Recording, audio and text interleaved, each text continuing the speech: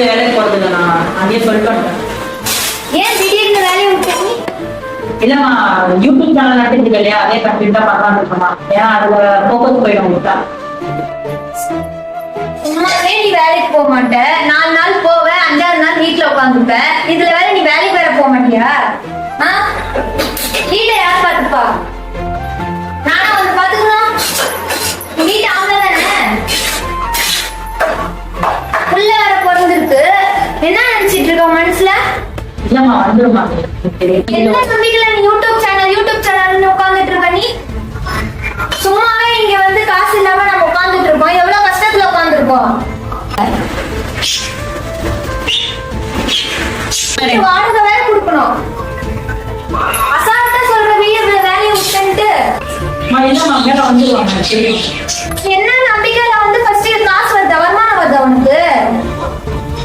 இப்ப வாடகை வேற தரணும், 10,000 ரூபாய் கொடுக்கணும் வாடகை, கரண்ட் பில் வேற கட்டணும். என்ன நினைச்சிட்டு இருக்க?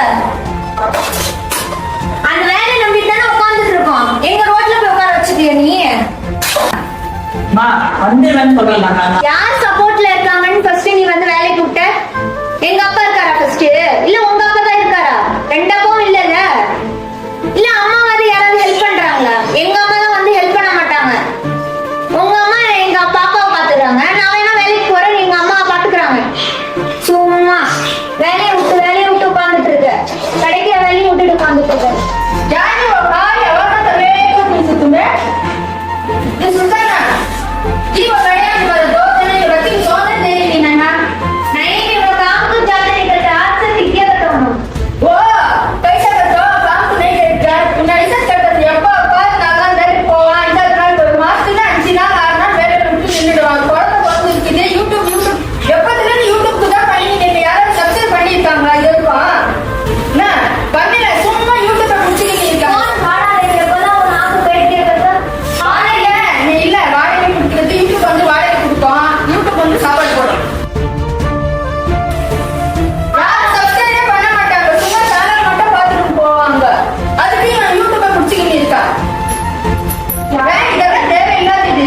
குழந்தை பார்த்தாங்க, வேலைக்கு போனாங்க, சம்பாதிச்சோமா, குடும்பத்தை நடத்தணுமா இல்லாம யூடியூப்பை முடிச்சுக்கிட்டு இருக்காங்க.